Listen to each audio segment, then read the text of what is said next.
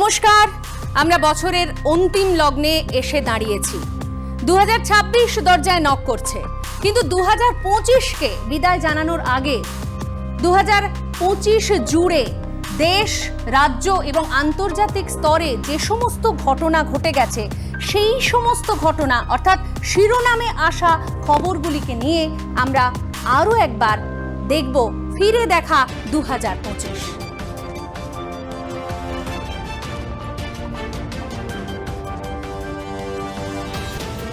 দু 2025 শুরু হয়েছিল দেশের মানুষের সিদ্ধান্ত নিয়ে।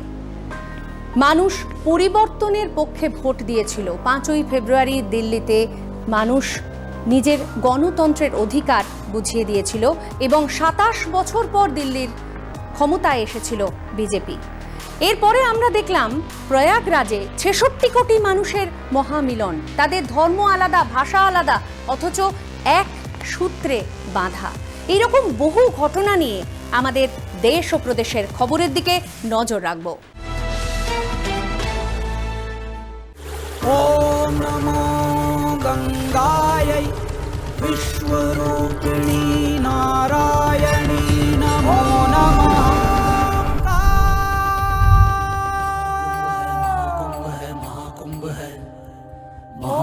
है, महाकुंभ है, महाकुंभ है, महाकुंभ है, महाकुंभ है, महाकुंभ है, महाकुंभ है, महाकुंभ है, महाकुंभ है, कण कण शिव शिव शंभु शंभु है, महाकुंभ है, महाकुंभ है, महाकुंभ है, महाकुंभ है, वाम त्रिवेणी शंभु शंभु है, महाकुंभ है, महाकुंभ है, महाकुंभ है, महाकुंभ है। 2025 সালের জানুয়ারি মাসের 13 তারিখ থেকে শুরু হয়ে ফেব্রুয়ারি মাসের 26 তারিখ পর্যন্ত উত্তরপ্রদেশের প্রয়াগরাজের ত্রিবেণী সঙ্গমে সাফল্যের সঙ্গে চলে মহাকুম্ভের মেলা। এই মেলায় বিশ্বের সবচেয়ে বেশি জনসমাগম হয়। 66 কোটিরও বেশি মানুষ ত্রিবেণী সঙ্গমে পুণ্য স্নান সারেন। महाकुंभ के इस आयोजन के हम साक्षी बन रहे हैं। इस अवसर पर भी कुंभवाणी के नाम पर इस विशेष एफएम चैनल को यहाँ पे शुभारंभ करने की कार्रवाई प्रारंभ की है। मैं इसके लिए उत्तर प्रदेश सरकार की ओर से प्रसार भारती को हृदय से धन्यवाद देता हूँ। দেশ বিদেশের বহু বিশিষ্টজন দেখতে আসেন এই মেলা, যেখানে মানুষের আস্থা, ভক্তি ও বিশ্বাস মিলেমিশে রূপ নেয় মিলন মহাকুম্ভের।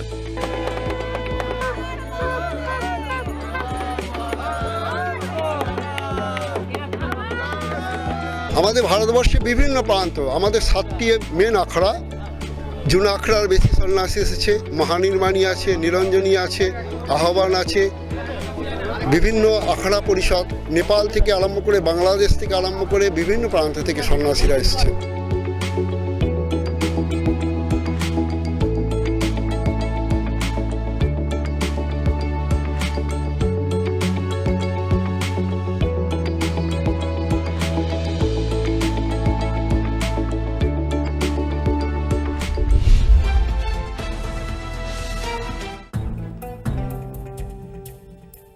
দু 2025 সালের ফেব্রুয়ারি মাসের 5 তারিখ অনুষ্ঠিত হয় দিল্লি বিধানসভার নির্বাচন।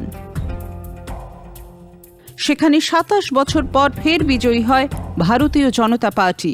70টির মধ্যে 48টি আসনে জয়ী হয়ে দিল্লির ক্ষমতা দখল করে বিজেপি। ফেব্রুয়ারি মাসের 20 তারিখ দিল্লির মুখ্যমন্ত্রী পদে শপথ নেন রেখা গুপ্তা।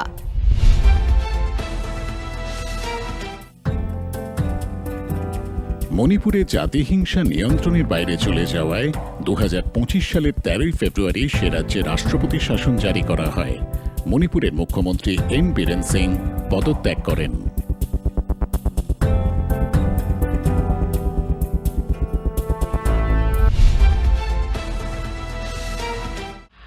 2025 সালের এপ্রিল মাসে ওয়াকফ সংশোধনী বিল লোকসভা এবং রাজ্যসভায় পাশ হয়। आज जो बड़ा कदम माननीय प्रधानमंत्री जी के नेतृत्व में हमने ये 2025 का वक्फ संशोधन बिल लेके आया है, तो आपका ही सोच विचार को आप जो पूरा नहीं कर पाया उसको पूरा करने का हिम्मत नरेंद्र मोदी जी सरकार ने लेके आया है, तो आप जरूर समर्थन करना चाहिए। রাষ্ট্রপতি দ্রৌপদী মুর্মু 5ই এপ্রিল বিলটিতে স্বাক্ষর করলে বিলটি ওয়াকফ সংশোধনী আইন 2025 নামে পরিচিত হয় এবং সেটি কার্যকর হয়। এই আইনের মাধ্যমেই সরকার ওয়াকফ সম্পত্তির পঞ্জীকরণ এবং রক্ষণাবেক্ষণে একটি স্বচ্ছ প্রক্রিয়া নিয়ে আসতে সক্ষম হয়েছে। আমরা চাই কেন্দ্র সরকার ওয়াকফের প্রকৃতি যে জমিগুলো ছিল সেগুলো বিভিন্ন জায়গায় বিভিন্নভাবে যে বিক্রি করেছে সেই জমিগুলোকে পুনরায় উদ্ধার করে ওয়াকফ সম্পত্তিকে পুনরায় আমাদের সমস্ত সংখ্যালঘু মুসলিম মানুষের কাছে পৌঁছে দেয়। এই যে ওয়াকফ যে আইন যেটা হয়েছে এটা অনেক বেশি ট্রান্সপারেন্ট, অনেক বেশি ইনক্লুসিভ, অনেক বেশি গ্লোবাল।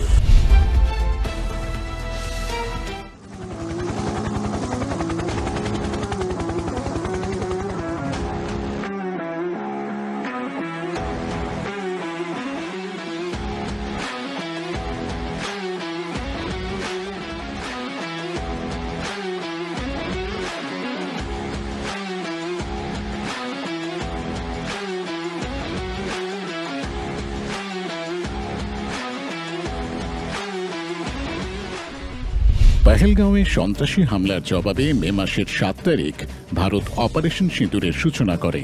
ভারতীয় সেনা, বায়ুসেনা ও নৌবাহিনী যৌথভাবে পাক অধিকৃত কাশ্মীর ও পাকিস্তানের মাটিতে থাকা 9টি জঙ্গি ঘাঁটি ধ্বংস করে সেগুলি মাটিতে মিশিয়ে দেয়। 140 करोड़ देशवासियों का बुलंद आवाज कह रहा है, अगर तुम गोली चलाओगे तो मान के चलो गोली का जवाब गोले से दिया जाएगा। প্রধানমন্ত্রী নরেন্দ্র মোদী 6 জুন চেনাব রেল সেতুর উদ্বোধন করেন। ঐতিহাসিক এই রেল ব্রিজটি সম্পূর্ণ ভারতীয় প্রযুক্তি এবং ভারতীয় ইঞ্জিনিয়ারদের দ্বারা তৈরি। আইফেল টাওয়ারের থেকেও 35 মিটার উঁচু এই রেল সেতু আবহাওয়ার চরম পরিবর্তন, উচ্চমাত্রার ভূকম্পন ও 40 টন পর্যন্ত বিস্ফোরণ সহ্য করার ক্ষমতা রাখে।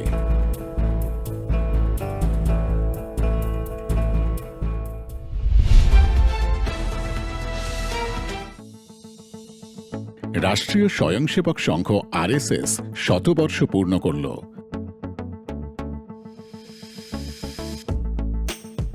পয়লা অক্টোবর আরএসএস এর 100 বর্ষ উদযাপন অনুষ্ঠানে যোগ দেন প্রধানমন্ত্রী নরেন্দ্র মোদী।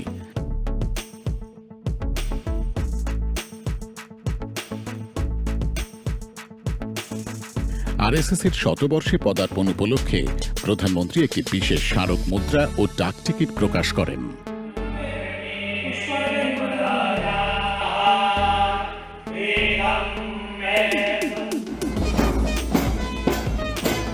हिंदू समाज का बल संपन्न होना, शील संपन्न होना, संगठित होना इस देश के एकता, एकात्मता, सुरक्षा और विकास की गारंटी है।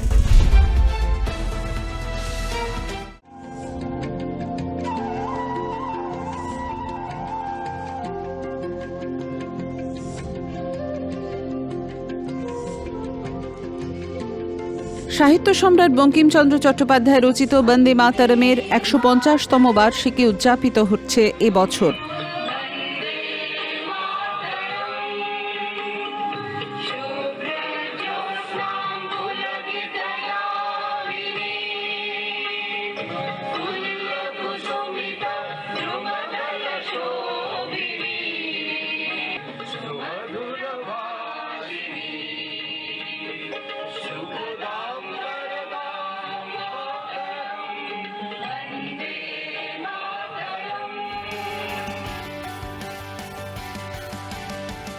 বন্দে মাতরম শুধুমাত্র একটি দেশাত্মবোধক রচনাই নয়, এটি আমাদের স্বাধীনতা সংগ্রাম, ঐক্য এবং বীরত্বের প্রতীক।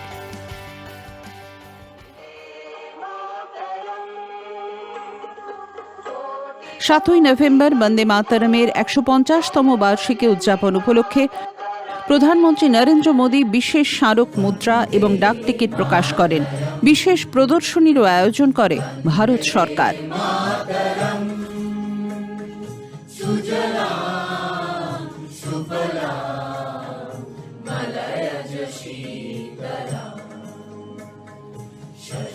শ্যামলা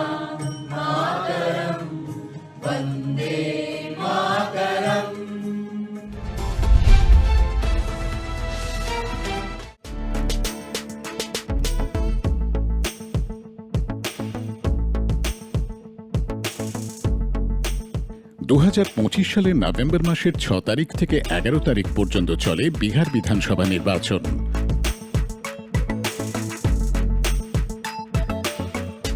এনডিএ জোট 202টি আসনে জয়ী হয়ে বিহারে সরকার গঠন করে। 20 নভেম্বর নীতিশ কুমার 10মবারের জন্য বিহারের মুখ্যমন্ত্রী পদে শপথ গ্রহণ করে রেকর্ড সৃষ্টি করেন। करता हूं कि मैं विधि द्वारा स्थापित भारत के संविधान के प्रति सच्ची श्रद्धा और निष्ठा रखूंगा। এবছরের 21 নভেম্বর থেকে নতুন শ্রমবিধি চালু করল কেন্দ্রীয় সরকার। নতুন এই শ্রমবিধি অনুযায়ী সকলকে নিয়োগপত্র দেয়া বাধ্যতামূলক। স্বল্প সময়ের বা গিগ শ্রমিকেরা সামাজিক সুরক্ষার আওতায় আসবেন। 40 বছরের ঊর্ধ্বে সকল শ্রমিক পাবেন বার্ষিক স্বাস্থ্য পরীক্ষার সুবিধা। শ্রমিকদের ন্যূনতম বেতন বেঁধে দেওয়া হবে। সঠিক সময় বেতন নিশ্চিত করা হবে। সম্মতি এবং প্রয়োজনীয় নিরাপত্তা ব্যবস্থা সাপেক্ষে মহিলাদের রাতে এবং সকল ধরনের প্রতিষ্ঠানে সব ধরনের কাজে নিযুক্ত করার সুযোগ নিশ্চিত করা হয়েছে।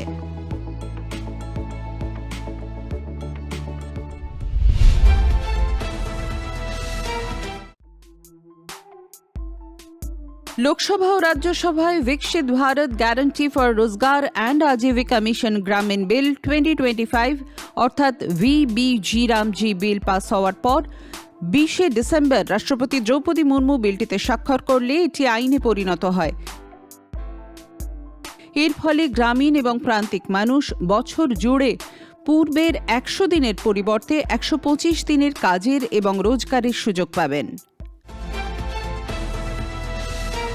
এই বছর কলকাতা দূরদর্শন পূর্ণ করল তার 50 বছর। উদযাপন হলো বর্ণময় 50। এই রাজ্যে নতুন 3টি মেট্রো লাইন উদ্বোধন করলেন প্রধানমন্ত্রী। এছাড়াও আরও 2025 জুড়ে নানাবিধ যে সমস্ত রাজ্যের খবর ছিল সেই খবরের দিকে আমরা নজর রাখব। দেখে নেব আমাদের রাজ্য। এবছরের 22 আগস্ট প্রধানমন্ত্রী নরেন্দ্র মোদী কলকাতা মেট্রোর 3টি নতুন মেট্রো লাইনের উদ্বোধন করলেন। এই 3টি মেট্রো লাইনের মধ্যে উল্লেখযোগ্য হল নোয়াপাড়া থেকে জয়হিন্দ বিমানবন্দর রুটটি। এই প্রথম মেট্রোর মাধ্যমে যুক্ত হল কলকাতা বিমানবন্দর।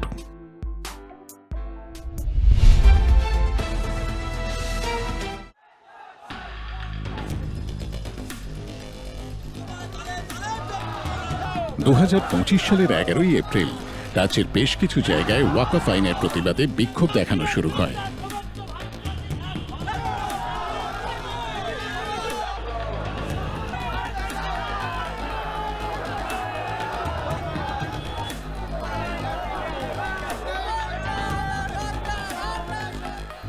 মুর্শিদাবাদের কিছু জায়গায় সেই বিক্ষোভ ভয়ঙ্কর আকার নেয়। ক্ষতিগ্রস্ত হয় দোকানপাট, ভাঙচুর করা হয় পুলিশের গাড়ি, জ্বালিয়ে দেওয়া হয় আগুন, স্তব্ধ হয়ে যায় স্বাভাবিক জনজীবন।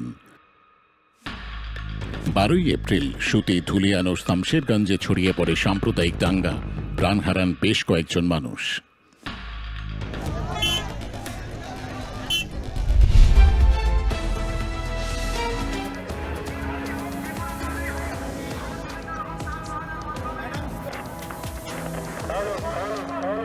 দু সালের 3রা এপ্রিল এসএসসি মামলার শুনানিতে দেশের সর্বোচ্চ আদালত কলকাতা হাইকোর্টের রায় বহাল রেখে 2016 সালের নিয়োগ প্রক্রিয়া চাকরি পাওয়া প্রায় 26,000 শিক্ষক এবং অশিক্ষক কর্মচারীদের চাকরি বাতিল করে, যার ফলে রাজ্য সরকারের বিরুদ্ধে প্রতিবাদে ঝড় ওঠে বিভিন্ন স্তরে।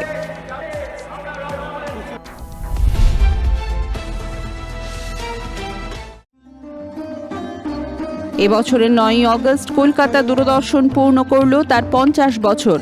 এই উপলক্ষে বিভিন্ন সাংস্কৃতিক অনুষ্ঠানের মাধ্যমে উদযাপন করা হয় বর্ণময় 50।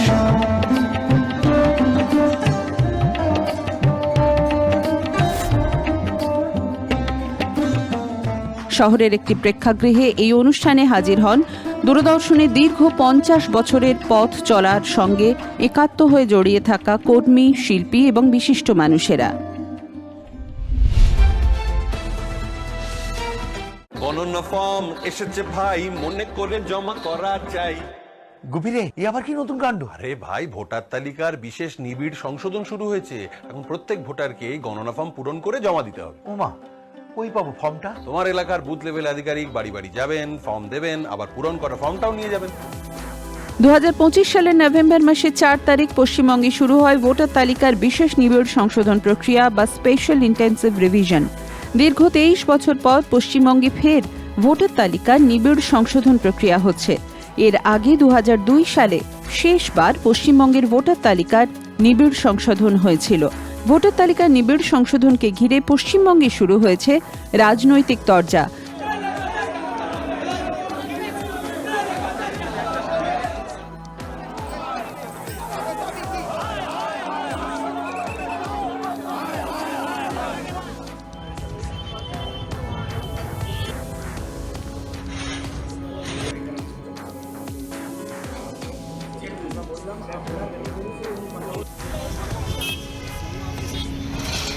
তবে বিতর্কের মাঝেই জোর কদমে চলছে ভোটারদের ত্রুটিমুক্ত তালিকা তৈরির কাজ। আগামী বছরের ফেব্রুয়ারি মাসে নির্বাচন কমিশন সংশোধিত সম্পূর্ণ ভোটার তালিকা প্রকাশ করবে। 2002 পশ্চিমবঙ্গের ভোটার লিস্ট আমাদের সিও ওয়েবসাইট www.co.westbengal.nic.in মাধ্যমে আপনি পেতে পারেন। ওখানে আপনি সার্চ করতে পারেন আপনার নাম অথবা আপনার বাবা মা নাম। 22 এপ্রিল পেহেলগাঁও, নিরস্ত্র পর্যটকের ওপর গুলিবর্ষণ, 26 জনের মৃত্যু। দেশ থমকে গেল, আমরা শোকস্তব্ধ হয়েছি, কিন্তু তারপর গর্জে উঠেছি, প্রতিবাদে গর্জে উঠেছি, সন্ত্রাসবাদের বিরুদ্ধে প্রতিবাদ করেছি। কিন্তু এই ধরনের বিভিন্ন ঘটনা সারা বছর ধরে ঘটেছে। সমস্ত ঘটনা আমরা একবার দেখে নেব, ঘটনা এবং দুর্ঘটনা। 22 अप्रैल को पहलगाम में हुई आतंकी वारदात ने देश के हर नागरिक को दुख पहुंचाया है। पीड़ित परिवारों के प्रति हर भारतीय के मन में गहरी संवेदना है। 2025 সালের 22 এপ্রিল জম্মু কাশ্মীরের পহেলগাঁওয়ের বৈশরণ ভ্যালিতে ঘটে যায় এক মর্মান্তিক ঘটনা। সীমান্ত পারের জঙ্গিরা হামলা চালায় নিরস্ত্র পর্যটকদের উপর। পর্যটকদের ধর্ম পরিচয় জেনে বেছে বেছে গুলি চালায় জঙ্গিরা। মারা যান 26 জন নিরপরাধ মানুষ। এই ঘটনায় স্তব্ধ হয়ে যায় গোটা দেশ। সন্ত্রাসের বিরুদ্ধে প্রতিবাদে ক্ষোভে উত্তাল হয়ে ওঠে আসমুদ্র হিমাচল।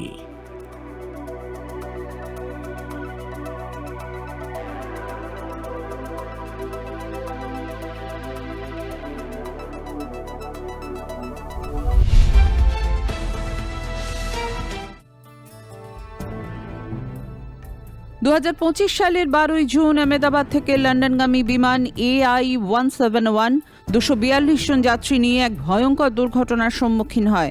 দুর্ঘটনায় বিমানে থাকা 242 জনের মধ্যে 241 জনই মারা যান। একমাত্র জীবিত হিসাবে বেঁচে ফেরেন বিশ্বাস কুমার রমেশ। আহমেদাবাদ বিমানবন্দর থেকে টেক অফ করার পরই বিমানটিতে বেশ কিছু অসঙ্গতি দেখা যায়। এরপর পাশের একটি মেডিকেল কলেজের ছাত্রদের হস্টেলের ওপর ভেঙে পড়ে বিমানটি। এই দুর্ঘটনায় মৃত্যু হয় গুজরাটের প্রাক্তন মুখ্যমন্ত্রী বিজয় রূপানীর।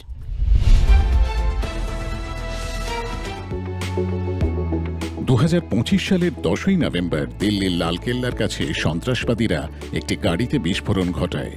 পুলিশের ধারণা এটি একটি আত্মঘাতী হামলা। এই গাড়ি বিস্ফোরণের ঘটনায় 15 জনের মৃত্যু হয়। বিস্ফোরণের এই ঘটনায় দেশ জুড়ে মানুষের মধ্যে ক্ষোভের সঞ্চার হয়। সিডনির বন্ডাই বিচে আমরা দেখলাম 15 জন শিশুসহ মানুষের মৃত্যু, গুলিবর্ষণে মৃত্যু। অর্থাৎ আমরা দেখতে পাচ্ছি যে পেহেলগাঁওতে বছরের শুরুতে এই ধরনের ঘটনা ঘটেছিল, সিডনিতে এই ধরনের ঘটনা ঘটল, এছাড়াও বাংলাদেশেও আমরা দেখেছি এই ধরনের মানবতার হত্যা। অর্থাৎ সন্ত্রাসবাদের কোনো মানচিত্র নেই।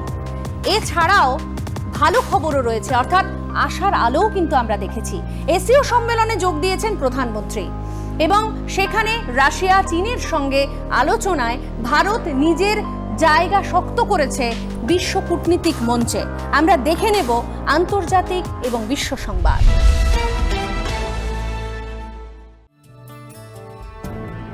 প্রধানমন্ত্রী অগস্ট মাসের 31 এবং 1 সেপ্টেম্বর চীনের এসসিও সম্মেলনে যোগদান করেন। সেখানে তিনি বিশ্ব নেতৃত্বের সঙ্গে সাক্ষাৎ করেন। বিশেষ করে চীন এবং রাশিয়ার রাষ্ট্রপতির সঙ্গে সাক্ষাৎ করে ভারতের সঙ্গে এই দুই দেশের সম্পর্ক আরও শক্তিশালী করে তোলেন।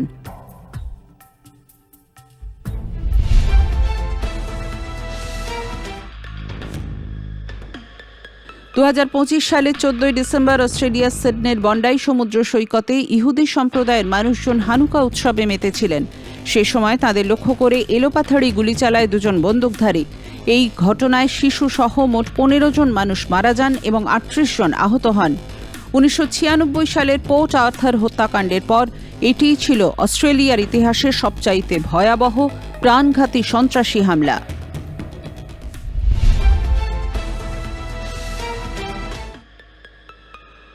এবছরের সেপ্টেম্বর মাসে নেপাল সরকার সেদেশে 26টি সামাজিক মাধ্যম বন্ধ করার নির্দেশ দিলে সেপ্টেম্বর মাসের 4 তারিখ সেদেশের যুব সমাজ জেন জি সরকারের বিরুদ্ধে বিক্ষোভ শুরু করে এবং ধীরে ধীরে সেই বিক্ষোভ ভয়ঙ্কর আকার নেয়।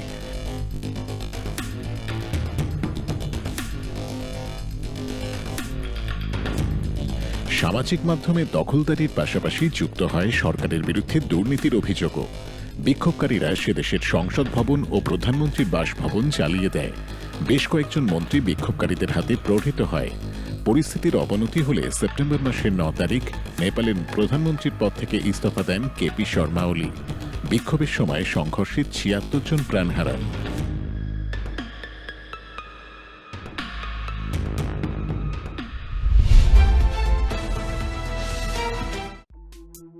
বাংলাদেশের জুলাই আন্দোলনের ছাত্রনেতা এবং ইনকিলাব মঞ্চের আহ্বায়ক ওসমান হাদি আততায়ীদের হাতে গুলিবিদ্ধ হয়ে 18 ডিসেম্বর সিঙ্গাপুরের হাসপাতালে শেষ নিঃশ্বাস ত্যাগ করেন। হাদির সমর্থকেরা তার হত্যাকারীর বিচারের দাবিতে উত্তেজিত হয়ে ওঠে। বাংলাদেশের প্রথম সারির দুটি সংবাদপত্র প্রথম আলো এবং ডেইলি স্টেটের অফিসে ভাঙচুর চালায়, লুটপাট করে এবং আগুন জ্বালিয়ে দেয়। বাংলাদেশের গণমাধ্যমের ইতিহাসে যা একটি কালো দিন হিসেবে চিহ্নিত হয়ে থাকবে।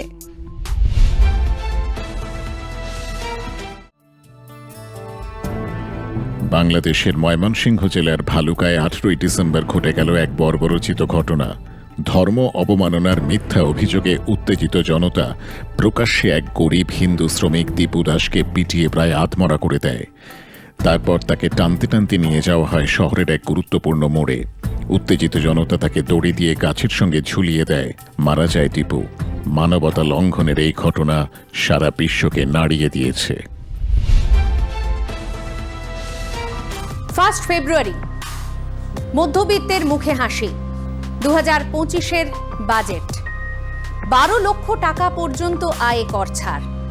এরপর সেপ্টেম্বরে আবার জিএসটি 2.0।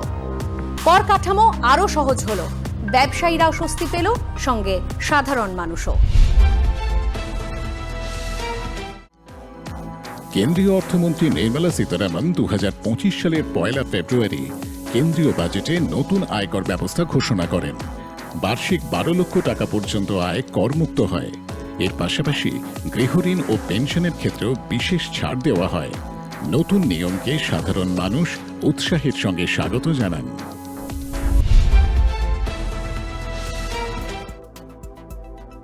কেন্দ্রীয় সরকার 2025 সালের 22 সেপ্টেম্বর থেকে সংশোধিত নতুন জিএসটি ব্যবস্থা চালু করে, যা জিএসটি 2.0 নামে পরিচিত হয়।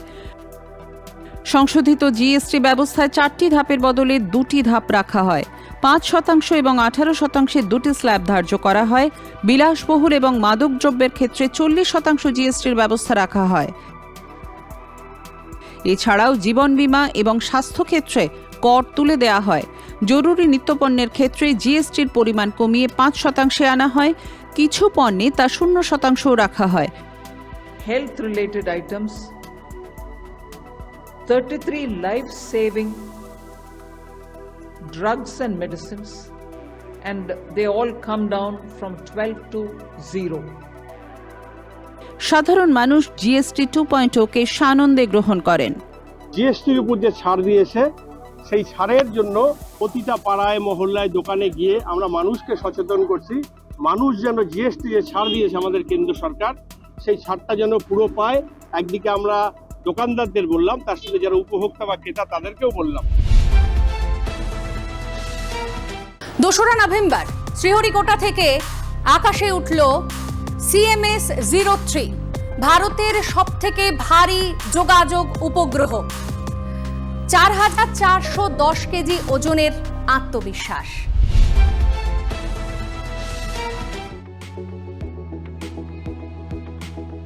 দোসরা নভেম্বর ইসরো শ্রীহরিকোটা থেকে ভারতের সবচেয়ে ভারী যোগাযোগ উপগ্রহ CMS-03 উৎক্ষেপণ করে। এটি দেশীয় রকেটের মাধ্যমে ভারতীয় মাটি থেকে উৎক্ষেপিত এবং জিওসিঙ্ক্রোনাস ট্রান্সফার অরবিটে স্থাপন করা সবচেয়ে ভারী উপগ্রহ।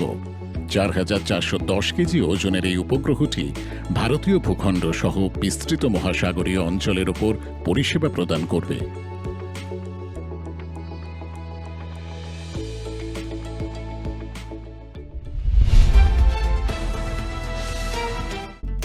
ভারতের মহাকাশ অভিযান সাফল্যে শীর্ষ ছিল এই বছরে।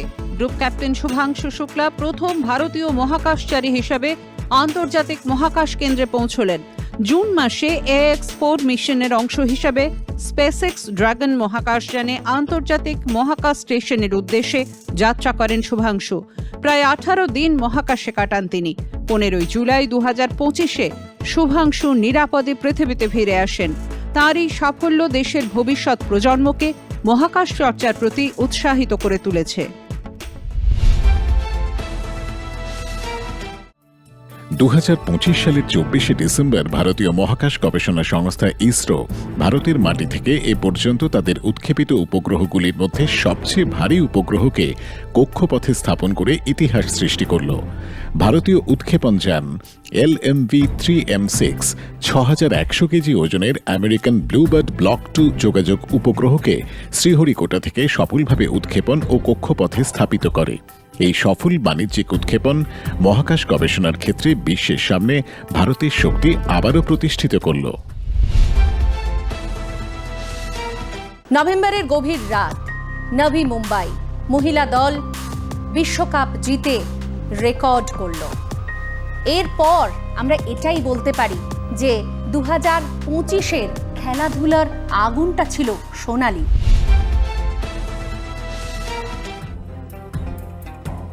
2025 সালের 9 মার্চ ভারতীয় পুরুষ ক্রিকেট দল দুবাইয়ের মাঠে নিউজিল্যান্ডকে হারিয়ে ICC চ্যাম্পিয়ন্স ট্রফির খেতাব জিতে নেয়।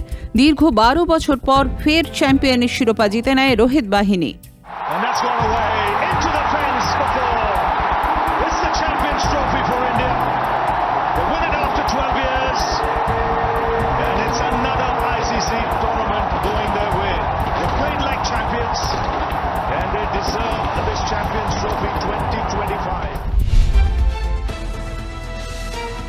উনত্রিশে আগস্ট থেকে 7ই সেপ্টেম্বর পর্যন্ত বিহারের রাজগীরে চলা এশিয়া কাপ হকি চ্যাম্পিয়ন হল ভারত।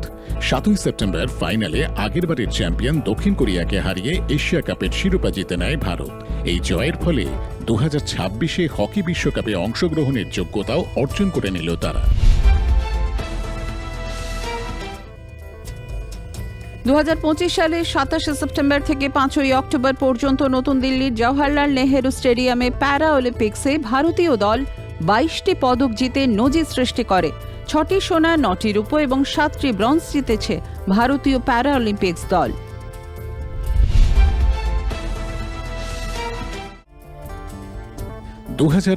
সালের 2রা নভেম্বর মাঝরাতে নবী মুম্বাইয়ের DY পাতিল স্টেডিয়ামে দক্ষিণ আফ্রিকাকে হারিয়ে ICC মহিলা বিশ্বকাপের খেতাব জিতে নিল ভারত।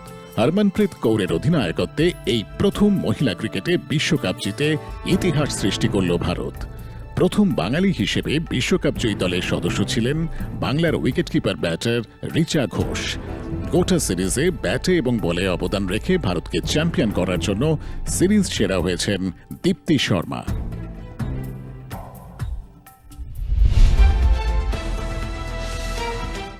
এবছরে 24শে নভেম্বর ঢাকায় অনুষ্ঠিত মহিলাদের কাবাডি বিশ্বকাপের খেতাব জিতে নেয় ভারতীয় মহিলা কাবাডি দল।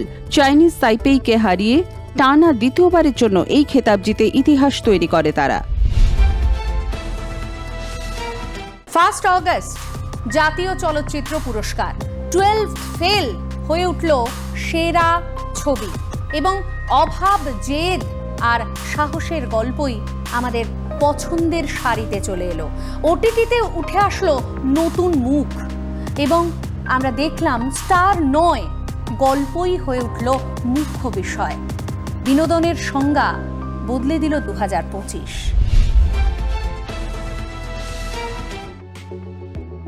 2025 সালের 1 অগস্ট জাতীয় ফিল্ম পুরস্কার ঘোষণা করা হয়। শাহরুখ খান জওয়ান এবং বিক্রান্ত মেসি 12 ফেলের জন্য সেরা অভিনেতার পুরস্কার পান। মিসেস চ্যাটার্জি ভার্সেস নরওয়ের জন্য সেরা অভিনেত্রী নির্বাচিত হন রানী মুখার্জি। দ্য কেরালা স্টোরির জন্য সেরা পরিচালকের সম্মান পান সুদীপ্ত সেন। সেরা সিনেমা 12 ফেল।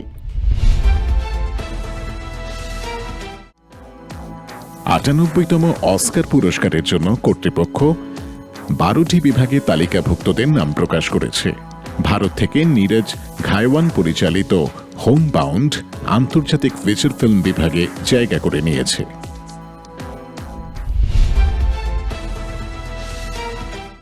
ভারতীয় সিনেমায় তাঁর অবদানের জন্য এবছর 23শে সেপ্টেম্বর দাদা সাহেব ফালকে পুরস্কার পান মালয়ালি অভিনেতা মোহনলাল। রাষ্ট্রপতি দ্রৌপদী মুর্মু দিল্লির বিজ্ঞান ভবনে এই পুরস্কার তুলে দেন তাঁর হাতে।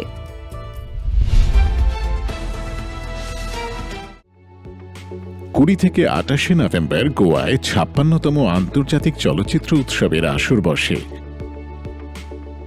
এবছরের ফোকাস কান্ট্রি ছিল জাপান। ভারতীয় চলচ্চিত্রে 50 বছর পূর্ণ করার জন্য কিংবদন্তি তারকা রজনীকান্তকে জীবনকৃতি সম্মান দেওয়া হয়। এবছর 59তম জ্ঞানপীঠ পুরস্কার দেওয়া হয়েছে বিনোদ কুমার শুক্লাকে। হিন্দি সাহিত্যে অবদানের জন্য এই পুরস্কার দেওয়া হয় তাঁকে। এবছর পদার্থবিদ্যায় নোবেল পুরস্কার পেয়েছেন জন ক্লার্ক, মিশেল এইচ ডিভোরেট এবং জন এম মার্টিনেজ। বৈদ্যুতিক বর্তনীতে ম্যাক্রোস্কোপিক কোয়ান্টাম মেকানিক্যাল টানেলিং এবং শক্তির পরিমাপ আবিষ্কারের জন্য তাঁদের নোবেল পুরস্কার দেওয়া হলো।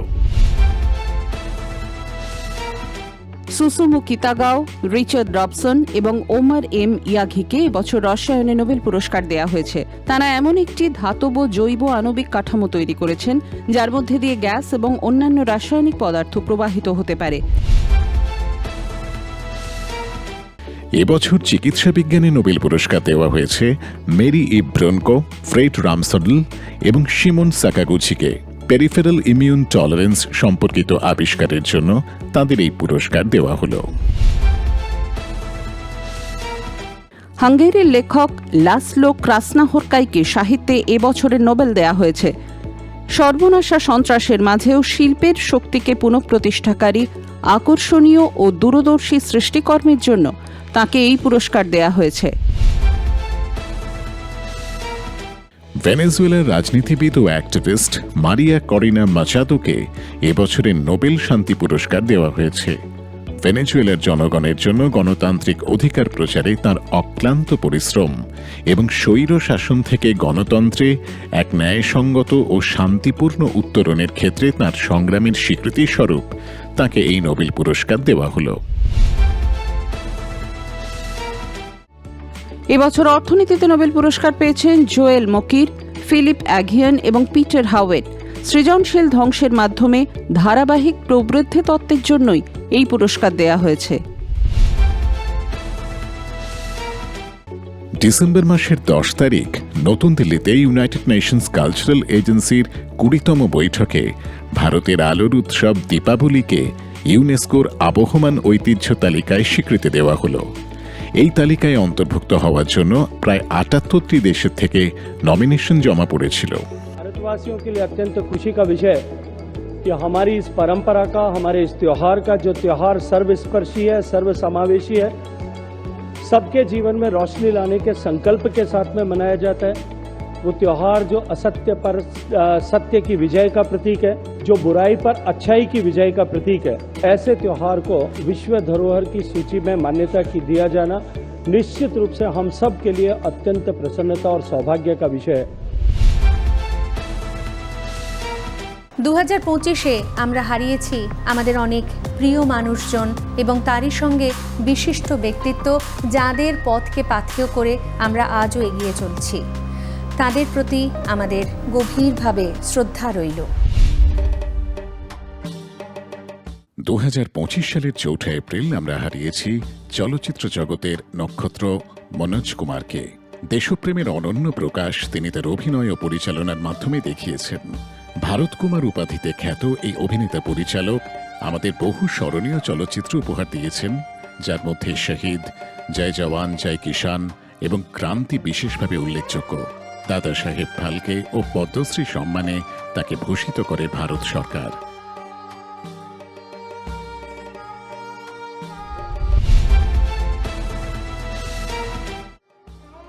রোমান ক্যাথলিক চার্চের সর্বোচ্চ ধর্মগুরু পোপ ফ্রান্সিস 2025 সালের 21 এপ্রিল প্রয়াত হন। তিনি ছিলেন লাতিন আমেরিকা থেকে নির্বাচিত প্রথম পোপ। 2013 সালে পোপ হিসাবে দায়িত্ব গ্রহণ করেন তিনি। বিশ্ববাসীর মনে মানবতার প্রতি দায়বদ্ধতার এক উজ্জ্বল দৃষ্টান্ত হয়ে থাকবেন পোপ ফ্রান্সিস।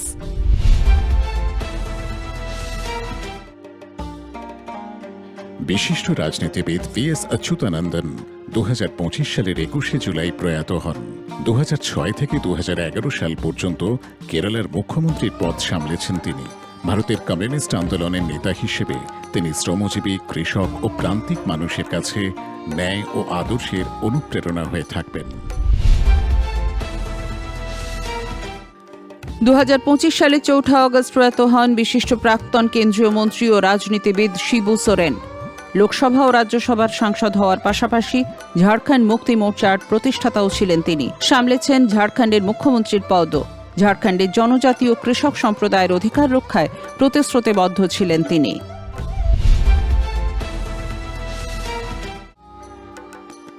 এবছরের 14 আগস্ট 80 বছর বয়সে প্রয়াত হয়েছেন অলিম্পিয়ান হকি খেলোয়াড় ডক্টর বেস পেজ। 1972 সালের মিউনিক অলিম্পিক্সে ব্রোঞ্জ পদকজয়ী ভারতীয় হকি দলের সদস্য ছিলেন তিনি।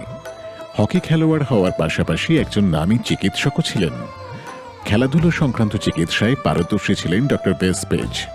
ভারতীয় খেলাধুলোর জগতে তার অবদানের জন্য স্মরণীয় হয়ে থাকবেন তিনি।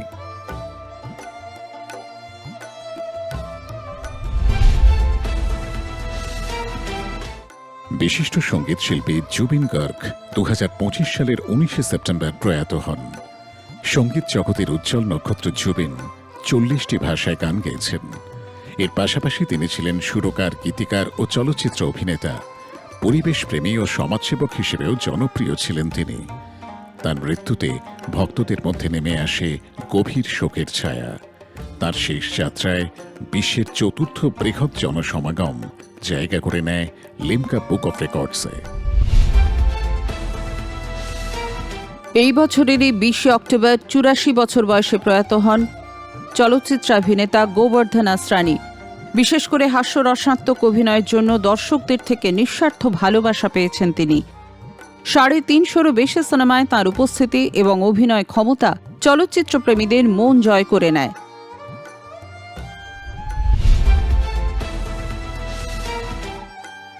ভারতীয় বিজ্ঞাপন জগতের কিংবদন্তি পীযূষ পান্ডে প্রয়াত হলেন 23 অক্টোবর। বিজ্ঞাপনে সৃজনশীলতার মাধ্যমে মানুষের অনুভবকে স্পর্শ করার এক অদ্ভুত ক্ষমতা ছিল তার। তার তৈরি ফেভিকল, পোলিওর মতো অসংখ্য বিজ্ঞাপন ভারতীয় বিজ্ঞাপনের ইতিহাসে মাইল ফলক হয়ে রয়েছে। 2016 সালে তাকে পদ্মশ্রী সম্মানে ভূষিত করে ভারত সরকার। এই বছরেরই 24 নভেম্বর 89 বছর বয়সে আমাদের ছেড়ে চলে যান ভারতীয় চলচ্চিত্র জগতের নক্ষত্র ধর্মেন্দ্র। 6 দশকেরও বেশি সময় ধরে 300-রও বেশি চলচ্চিত্রে অভিনয়ের মাধ্যমে চলচ্চিত্রপ্রেমীদের হৃদয়ে অমলিন ছাপ রেখেছেন তিনি। তাঁর অভিনীত স্মরণীয় সিনেমাগুলির মধ্যে জীবন মৃত্যু, সীতা और গীতা, শোলে প্রভৃতি উল্লেখযোগ্য।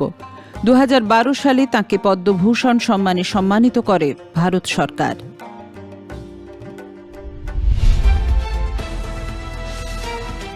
2025 সালের 12 ডিসেম্বর 90 বছর বয়সে প্রয়াত হলেন প্রাক্তন কেন্দ্রীয় স্বরাষ্ট্রমন্ত্রী ও বিশিষ্ট রাজনীতিবিদ শিবরাজ পাটিল। কেন্দ্রের বিভিন্ন মন্ত্রকের পাশাপাশি তিনি সামলেছেন লোকসভার স্পিকার এবং পাঞ্জাবের রাজ্যপালের পদ। তার নেতৃত্ব ও দৃষ্টিভঙ্গি রাজনীতিকদের কাছে প্রেরণার উৎস হয়ে থাকবে।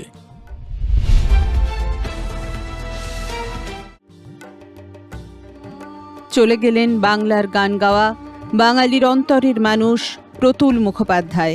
গান তার কাছে কেবল শৌখিন চর্চা ছিল না, ছিল প্রতিবাদের হাতিয়ার। 15ই ফেব্রুয়ারি 83 বছর বয়সে দূরের দেশে ডিঙ্গা ভাসালেন তিনি।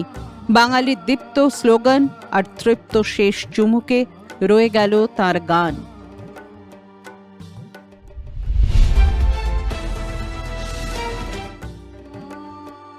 কেয়াপাতার নৌকো ভাসল দূর অকুলে।